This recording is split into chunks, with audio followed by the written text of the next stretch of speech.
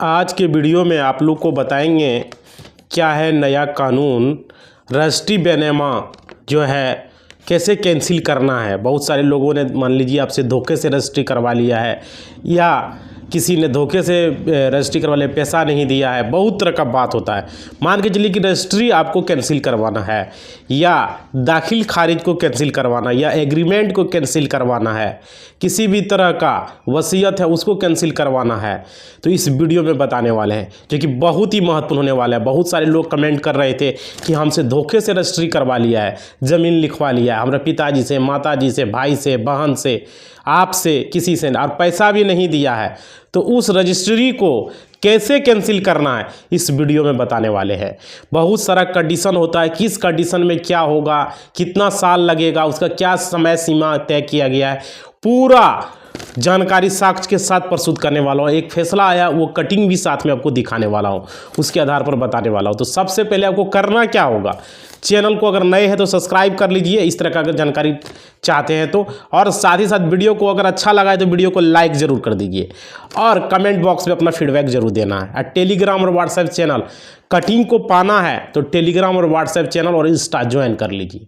समझ पा रहे हैं, वहाँ पे दिया गया जो भी है लिंक ज्वाइन कर लो। आप लोग ज्वाइन करोगे तो वहाँ पे जानकारी भी मिलेगा, इस कटिंग को पढ़ने को भी मिलेगा। समझ पा रहे हो, तो चलिए आप बताता हूँ मैं किस तरह से कैंसलेशन करा सकते हैं बैनामा, या तो रजिस्ट्री, या तो एग्रीमेंट, या तो वसीयतनामा, या तो किसी भी तरह का कोई भी लिखाया गया हो उसको कैंसिल कैसे करवा सकते हैं, उसका प्रक्रिया क्या होता है। समझ पा रहे हो, तो चलिए मैं बताता हूँ।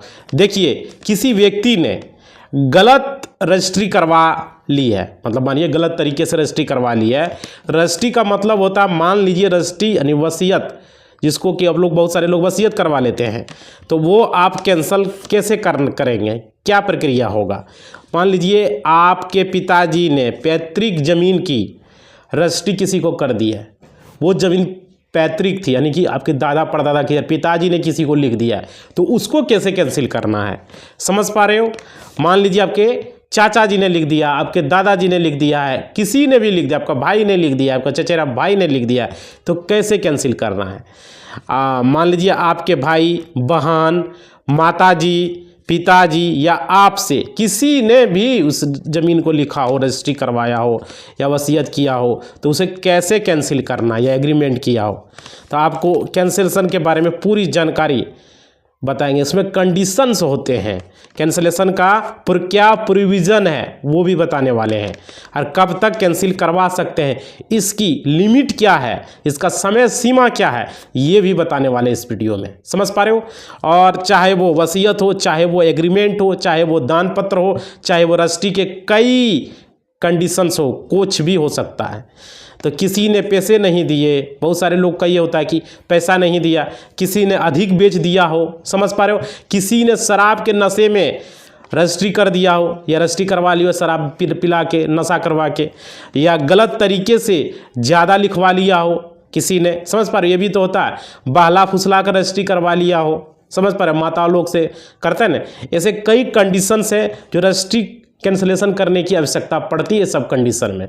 तो रजिस्ट्री कैंसिलेशन की क्या प्रक्रिया है, इसमें क्या करना होगा और कितने साल लगेंगे। किसी ने दाखिल खारिज गलत तरीके से करवा लिया हो, रजिस्ट्री तो गलत हो ही गया और दाखिल खारिज भी गलत तरीके से करवा लिया, उसको कैंसिलेशन करने का क्या प्रक्रिया होगा, कितना टाइम लगेगा, तो इस वीडियो में बने रहिए। पूरी जानकारी इस वीडियो के माध्यम से आपको क्लियर करने वाले हैं। सबसे पहले देखिए, यहाँ समझिए, एक कटिंग देख लीजिए, इसका फैसला आया हुआ है।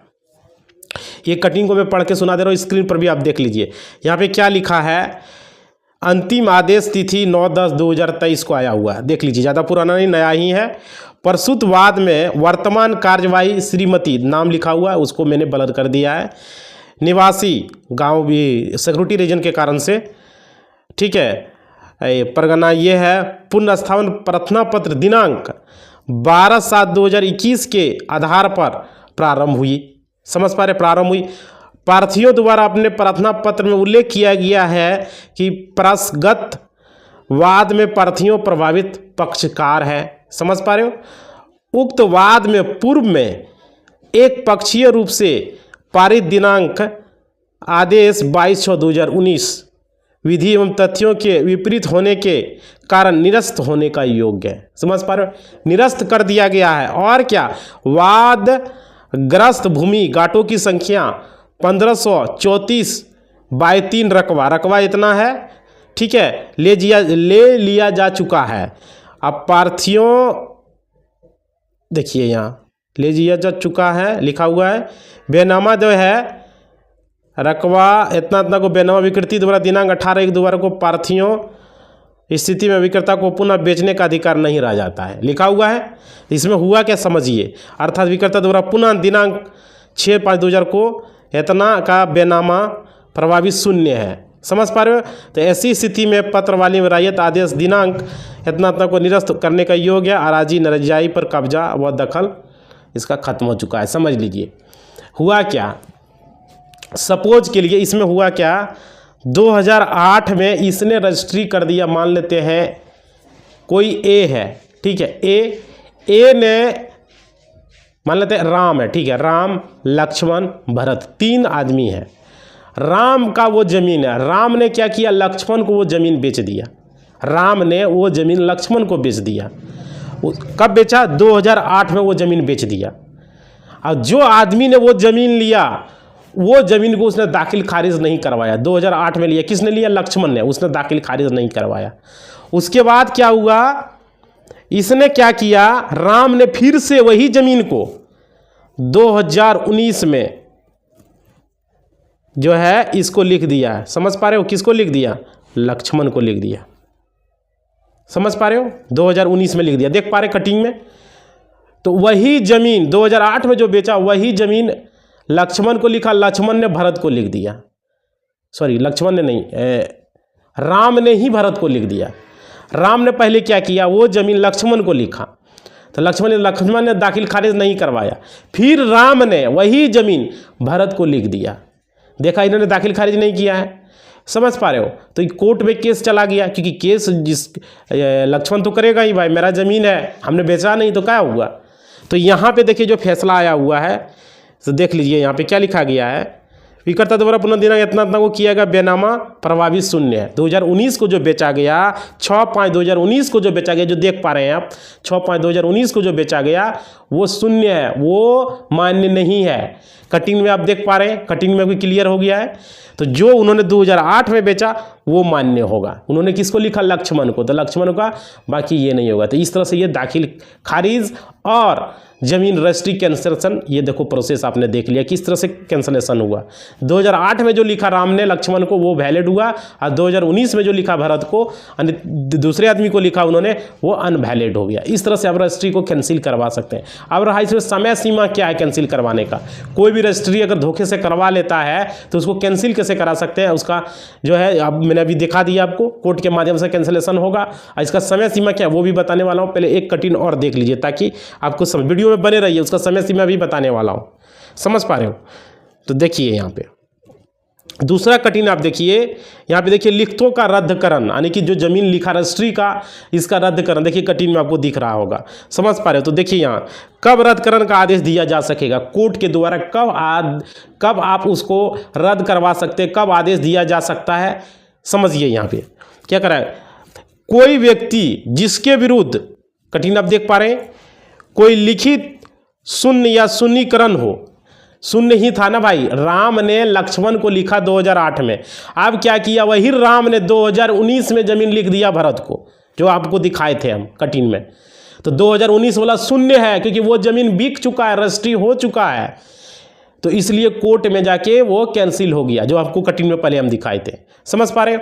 तो वही बात यहाँ पे हो रहा है। जब शून्य होगा, जब एक आदमी जैसे हम हैं, हम आपकी ज़मीन बेच दिए, आपने ज़मीन ले लिया 2008 में, आपको बेच दी हम ज़मीन, ठीक है, उस कटिंग के अनुसार से हम राम में मान लेते हैं, हमने ज़मीन आपको बेच दिया 2008 में।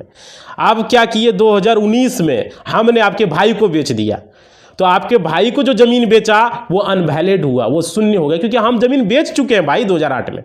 तो वही कटिंग में था। सिंपल समझ में आ गया। तो वही बता रहा है यहाँ पे कटिंग में। देखिए अभी जो कटिंग लगाए वो पहला कटिंग वाला समझ में आ गया होगा। अब दूसरा कटिंग को समझिए, कह रहा कोई व्यक्ति जिसके विरुद्ध कोई लिखित शून्य या शून्यकरण हो, तो शून्य ही था ना, वो जमीन हमने बेच चुका है, वो खेसरा हमने बेच चुका है, तो शून्य हो चुका है वो खेसरा, तो उसको हम रद्द करवा सकते हैं कोर्ट में। और क्या कह रहा है, और जिसको यह युक्त आशंका हो गया कि ऐसे लिखित अधिविद्यमान छोड़ दी गई है तो वह उससे गंभीर क्षति कर सकती है। जैसे आपको आशंका हो गया, आशंका तो हुआ ही ना भाई, ये तो आशंका ही है क्या। उसके बाद उसकी शून्य या शून्यकरण नवीकृत न्याय निर्गत कराने के लिए वाद ला सकेगा, क्लियर हो गया। और न्यायालय स्वविवेक में उसे ऐसा न्याय निर्णीत कर सकेगा और उस न्यायालय को रद्द कर किए जाने के लिए आदेश दे सकेगा। समझ पा रहे हो, अभी देख लिया, यही मामला था, वही जमीन को दो आदमी को बेच दिया। जो आदमी बेचने वाला था वो पहला के साथ बेचा, अब 2008 में अब फिर दूसरे के साथ वो बेच दिया। देखा, ये दाखिल खारिज नहीं करवाया। समझ पा रहे हो, समझ में आ रहा है वीडियो में। अब आगे देखो, दूसरा नियम क्या है इसमें वो समझो, रजिस्ट्री कैंसलेशन का। ये पहला था, जब शून्य रहेगा, जब जमीन आपके यहाँ रहेगा, ऑलरेडी वो जमीन बिक गया है, तो उस जमीन का रजिस्ट्री कैंसलेशन आप कोर्ट के माध्यम से आप करवा सकते हैं। कोर्ट में सिविल कोर्ट के माध्यम से वहाँ पर कैंसलेशन हो जाएगा। उसके बाद देखिए दूसरा कंडीशन में कब आप रजिस्ट्री कैंसलेशन करवा सकते हैं, अधिलिखित भारतीय राष्ट्रीयकरण अधिनियम 1908 का, जो 1908 का जो रूल था, 1908 का 16 में के अधीन राष्ट्रीयकृत हो तो न्यायालय अपनी डिग्री की एक प्रतिलिपि ऐसे ऑफिसर को भेज सकेगा जिसके कार्यालय में लिखित का इस प्रकार का राष्ट्रीयकरण हुआ। जैसे रजिस्ट्री कचहरी वो न्यायालय भेजेगा, रजिस्ट्री कचहरी को वो भेजेगा कि ये ज़मीन जो है, कौन भेजेगा, कोर्ट के द्वारा जाएगा कि इसको कैंसलेशन कीजिए। समझ गया, कैंसलेशन का दूसरा प्रक्रिया हमने बता दिया आपको, इस तरह से होगा कैंसलेशन। और क्या भेज सकेगा, और ऐसा अफसर अपनी पुस्तिका में अंतर्विष्ट लिखित की प्रति पर उसके रद्दकरण का तथ्य टिप्पणी कर लेगा, लिख लेगा उसमें, रजिस्ट्री कचहरी में अपना रजिस्टर में नोट कर लेगा, ये जमीन का रजिस्ट्रेशन कैंसिलेशन हो चुका है। जो पहले आदमी को दिया है उसी का होगा, सेकंड को नहीं होगा, सेकंड आदमी वाला रजिस्ट्रेशन कैंसिलेशन कर देगा। समझ पा रहे हो, क्लियर, समझ में आ गया किस तरह से कैंसिलेशन होगा। धोखे से लिखाया हो या कोई भी हो, ये तो सेकंड का बताया। अगर आपके पिता ने किसी को लिख दिया है तो उसका भी इसी तरह के तरीके से होगा। पितृक संपत्ति है और आपके पिता ने किसी को वसीयत कर दिया है, किसी को लिख दिया है, तो यही प्रोसेस होगा। जज साहब वहाँ फैसला सुनाएंगे और उसका रद्द कर दिया जाएगा। उसके बाद समझिए, उसके बाद क्या कह रहा है, कौन सी लिखित भागत रद्द की जा सकेगी, कौन सा लिखित जो रजिस्ट्री होगा उसे रद्द किया जा सकेगा। कठिन का आपने देखा था, देखिए, जहाँ की कोई लिखित विभिन्न अधिकारियों या विभिन्न वाददाताओं का साक्ष्य हो, जहाँ की लगे कि यहाँ पर प्रूव है, उचित मामले में उसे भागत रद्द कर सकेगा और अविशिष्ट को बना रहने दे सकेगा। जो क्या करेगा, जैसे आपके पिता ने लिख दिया है, पैतृक संपत्ति को लिख दिया है, तो उसे साक्ष्य के आधार पर देखेगा आपके पिताजी, आपका वहाँ प्रूव होना चाहिए, ये नहीं कि कोई आ गया हमारा पिताजी, ऐसा नहीं, तो उसे आप कैंसिलेशन करवा सकते हैं कि नहीं, ये पैतृक संपत्ति है, दादा परदादा का, इस पर हमारा भी हिस्सा होगा। तो आपके पिता वो ज़मीन को नहीं बेच सकेगा, माताजी भी नहीं बेच पाएगा, जो आपका हिस्सा होगा वो आपका हिस्सा होगा, वो अपने हिस्से को बेच सकता है। समझ पा रहे, कोर्ट में ऐसा रूल आ चुका है। ऐसा नहीं कि पिताजी चाहेगा पूरी संपत्ति बेच देगा, ऐसा नहीं है। समझ पा रहे हो, उसके नाम से जो जमीन रहेगा वो बेच पाएगा, बाकी वो पैतृक संपत्ति को वो नहीं बेच पाएगा। क्लियर, समझ में आ गया आप लोग को। आप देखिए इसमें मेन चीज़ और समझिए, ये तो मैंने प्रूव आपको बताया कि किस तरह से क्या होता है। अब यहाँ पे समझने वाला है, बहुत सारे लोगों को भी मन में सवाल होगा कि सर आपने ये नहीं बताया कैंसलेशन की सीमा क्या होती है। आप लोग इतने देर तक जुड़े हुए तो जान लो, कैंसलेशन की सीमा, रजिस्ट्री कैंसलेशन की सीमा होती है 3 साल। 3 से 4 साल में आप रजिस्ट्री कैंसिलेशन करवा सकते हैं, आपका ऑटोमेटिक कोर्ट के माध्यम से हो जाएगा, ठीक है। लेकिन इसमें पैतृक संपत्ति अगर है, पैतृक जमीन है, तो उसका 12 साल लगेगा रजिस्ट्री कैंसिल होने में। पैतृक संपत्ति अगर लिखा गया है तो अगर दाखिल खारिज गलत तरीके से करवा लिया है, गलत तरीके से रजिस्ट्री करवा लिया है, समझ पा रहे हो, तो इसमें 12 से 13 साल के बाद भी आप कैंसिलेशन करवा सकते हैं, कोई दिक्कत नहीं है। और समझिए इसमें क्या होगा, लिमिटेशन एक्ट का आपको लिमिटेशन एक्ट का धारा 5 का आपको लाभ भी मिलेगा। समझ पा रहे हो, लिमिटेशन एक्ट जो धारा 5 है उसका लाभ भी मिल सकता है आपको। और क्या, आपको क्या क्या बताया, कैंसिलेशन का क्या होगा, 3 साल से 4 साल में रजिस्ट्री कैंसिल करवा सकते हैं। प्रत्यक्ष संपत्ति है तो 12 साल लगेगा, और दाखिल खारिज या जमीन रजिस्ट्री कोई गलत तरीके से करवा लिया तो 12 साल बाद भी कैंसिलेशन करवा सकते हैं। 12, 13, 14, 15, 20 साल भी कोई गलत तरीके से लिखवा लिया है तो आप करवा सकते हैं, कोई दिक्कत नहीं है। 20 साल भी हो गया तो भी करवा सकते हैं। आप समझ गए, ये तो क्लियर समझ में आ गया क्या समय सीमा है रजिस्ट्री कैंसिलेशन का। और देखिए आप लोग को इस वीडियो से बहुत महत्वपूर्ण जानकारी आप लोग को मिला होगा। अगर आप लोग को पता चल गया होगा कि नहीं भाई क्या है रजिस्ट्री कैंसिलेशन आप करवा सकते हैं, किसी ने भी गलत तरीके से बहला फुसला के, शराब पिला के या कोई भी तरीका से किया, चाहे वो रजिस्ट्री किया हो, चाहे वो एग्रीमेंट किया हो, चाहे वो वसीयत किया हो, चाहे वो दान पत्र किया हो, कुछ भी किया हो, आप उसको कैंसिलेशन करवा सकते हैं। क्या प्रक्रिया होगा, क्या सीमा होगा, पूरा इस वीडियो में हमने क्लियर कर दिया है। आप देखिए एक चीज़ और आप लोग को बता देते हैं, अभी जो है पटना में सरस मेला लगा हुआ है, जो कि इसको टेलीग्राम पर सेंड कर दिए हैं, समझ पा रहे हैं। इसको देखना चाहिएगा, टेलीग्राम और व्हाट्सएप चैनल लिंक है दिया गया, वहाँ पर मैंने इसको सेंड कर दिया। आप जाइए और इसे वहाँ पर पढ़िए, डाउनलोड कीजिए आप लोग सारे लोग। वहाँ पे क्या हो रहा है, ये नक्शा ज़मीन का, आपके गांव का नक्शा बहुत सारे लोगों के पास नहीं मिलता है। तो अभी पटना के गांधी मैदान में वहाँ मेला लगा हुआ है, सरस मेला, 12 से 26 दिसंबर तक मेला रहेगा। वहाँ पर आपको इसका अलग से स्टॉल बनाया गया राजस्व भूमि सुधार विभाग का, वहाँ पर जाके आप नक्शा ले सकते हैं। समझ पा रहे हो, अपने गाँव का नक्शा जो चार्ज होगा पे करके आप ले सकते हैं। वहाँ पर स्टॉल इसका बनाया गया पटना के गांधी मैदान में, ठीक है, सरस मेला का 12 से 26 दिसंबर के बीच। अब देखिए ये तो हो गया महत्वपूर्ण जानकारी। और आप लोगों का कमेंट कुछ मैं ले लेता हूँ, बहुत सारे लोग कमेंट भी करते हैं, तो उसका कमेंट को मैं पिकअप कर लेता हूँ, देख लेता हूँ कि क्या कमेंट है, नहीं कमेंट है कल के वीडियो का आप लोग का मैं देख ले रहा हूँ। बहुत सारे लोग कमेंट करते रहते हैं, तो उसका मैं चेक कर लेता हूँ आपके कमेंट का क्या है। जैसा होगा हम सवाल का जवाब आप लोग का देंगे, ठीक है। आप लोग जो है थोड़ा सा यही करना है कि वीडियो को थोड़ा सा लाइक करना है, मोटिवेशनल को बढ़ाना है, समझ पा रहे। कल हम बेनामा के बारे में आप लोग को बताए थे, ठीक है, कल आपको बेनामा के बारे में हम बताए थे। कैसा लगा था आप लोग कमेंट करके आप लोग अपना अपना रिप्लाई जरूर दें। देखिए ये कमेंट आया है पवन कुमार, इन्होंने कमेंट किया है, इसके द्वारा किया गया, नवादा जिला में खातियाँ निकालने के लिए प्रत्येक खाता पर 1000 रुपया मांगता है, वह रूम बुलाकर सबसे पैसा प्रतिदिन लेता है, जो पैसा नहीं देता उसका कहता है खतियान फटा हुआ है बोल देता है, तो क्या किया जाए सर जी। अच्छा हाँ, ऑनलाइन निकाल दूंगा। अच्छा, ये है पवन कुमार जी ने कमेंट किया है, नवादा जिला में।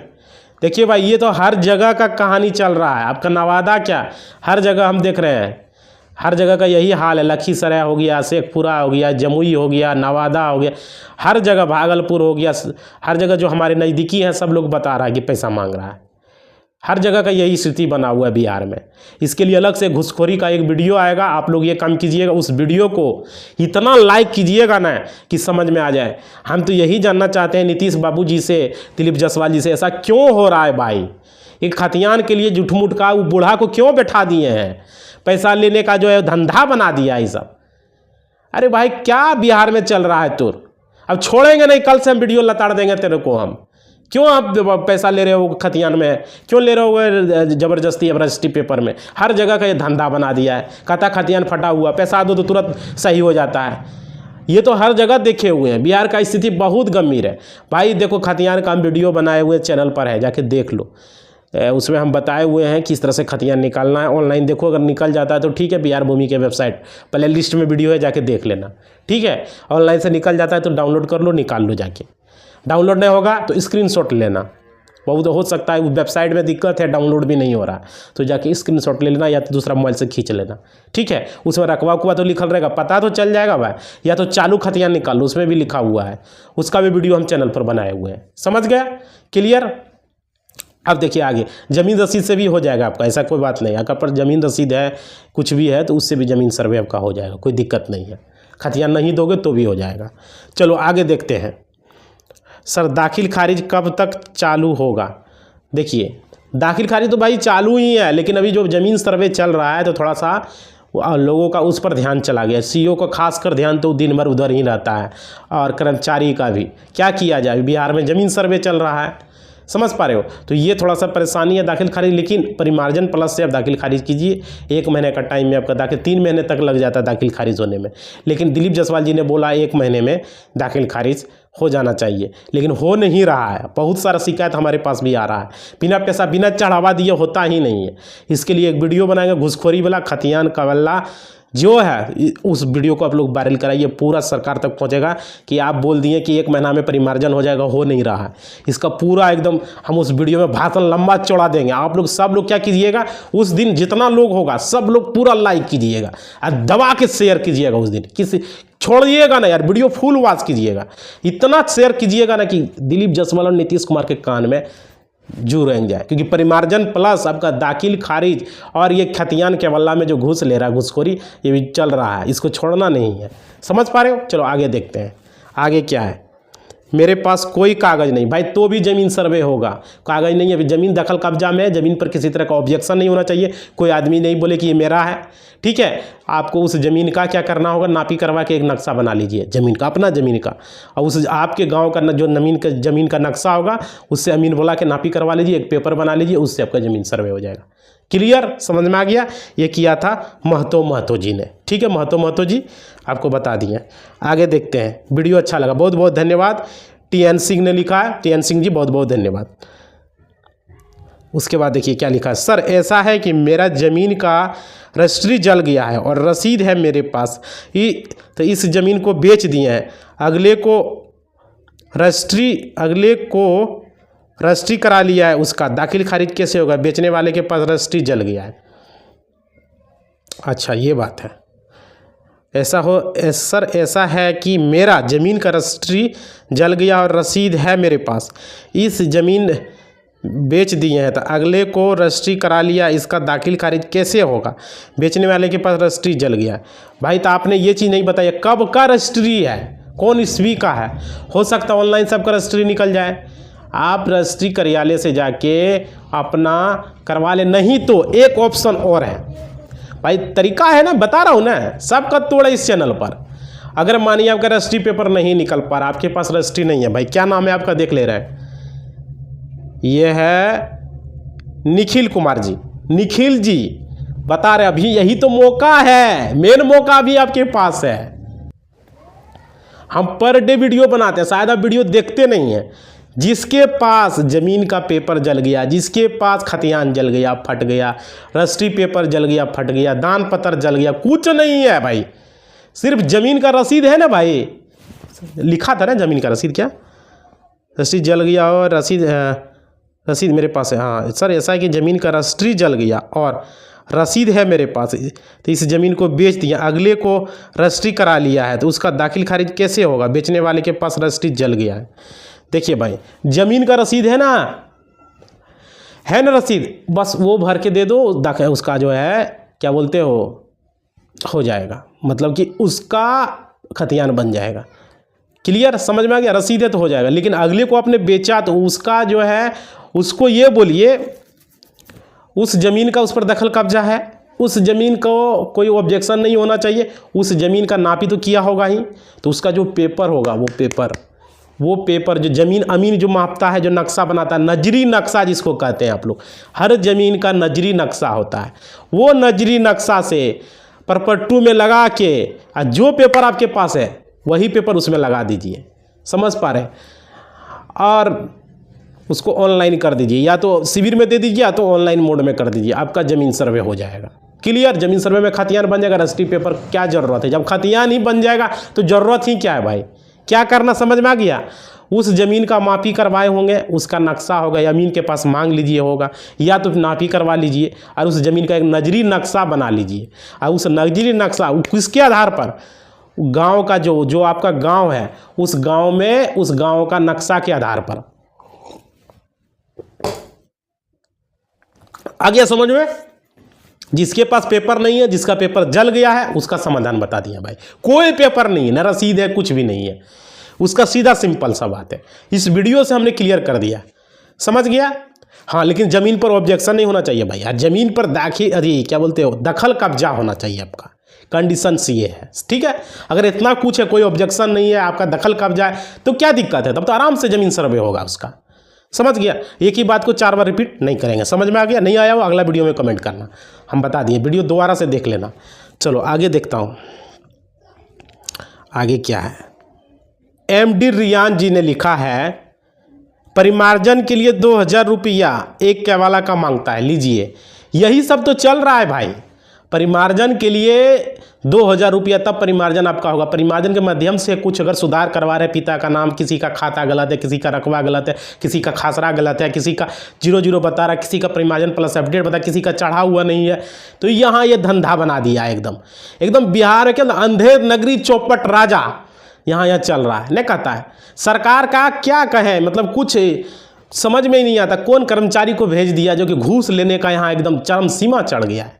इसका लिए जो है एक वीडियो आएगा, पूरा धमका के हम बनाएंगे, समझ रहे हैं ना। आप लोग उस वीडियो को पूरा वॉच कीजिएगा।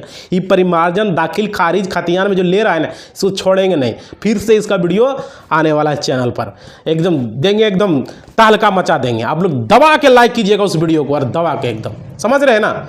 बहुत घूस ले रहा है, छोड़ेंगे नहीं। फिर से चालू हो गया है ना, फिर से इसको छोड़ेंगे नहीं। आगे देखते हैं। आगे है बिहार भागलपुर खालगांव में सर्वे कब से आ रहा भाई, कब से आ रहा। हर गांव में तो चालू हो रहा है धीरे धीरे, आपके यहाँ भी आ जाएगा। आप ऑनलाइन वेबसाइट पर जाके चेक कीजिए, DLRS के वेबसाइट पर जाके कब हो रहा है, अपना गांव का सर्च कीजिए, समझ पा रहे। आपके यहाँ शिविर लगेगा, गांव में आएगा, चालू हो जाएगा। हमने दाखिल खारिज के लिए 3500 रुपया दिया था। मोहम्मद अली 3500 रुपया भाई दाखिल खारिज के लिए लिया है। बताइए क्या हाल है बिहार में, क्या चल रहा है। यही सब तो हो रहा है। ठीक है, इसका जो अलग से घुसखोरी का वीडियो हम बनाएंगे। इसी बात के साथ हम अपना ये वाणी को हम विराम देते हैं। आप लोगों को अगर वीडियो अच्छा लगा हो तो वीडियो को थोड़ा सा लाइक कर दीजिएगा और चैनल को सब्सक्राइब कर दीजिएगा। इससे क्या होगा कि मोटिवेशनल बढ़ता है लाइक करने के बाद। और कमेंट में अपना फीडबैक दीजिएगा, कुछ सवाल है तो वो भी पूछिएगा, घूस ले रहा है वो भी लिखिएगा, क्योंकि बहुत जल्द घुसखोरी का वीडियो आने वाला है। समझ पा रहे हो? तो आप लोग कमेंट में अपना फीडबैक जो भी पूछना सारा कुछ लिख दीजिए, और कुछ दिक्कत दुख तकलीफ है वो भी लिखिए। समझ पा रहे हो? तो आप लोग को आप करना क्या है, वीडियो के डिस्क्रिप्शन में Telegram, WhatsApp channel, Insta Festa जो है उसको ज्वाइन कर लो भाई। समझ पा रहे हो? वहाँ से कटिंग वुटिंग सब मिलते रहेगा आप लोग को। क्लियर? तो अगला वीडियो बहुत जल्द ही आएगा। इसी बात के साथ हम अपना वाणी को विराम देते हैं। अगर वीडियो पसंद आए तो लाइक ज़रूर कीजिएगा। धन्यवाद।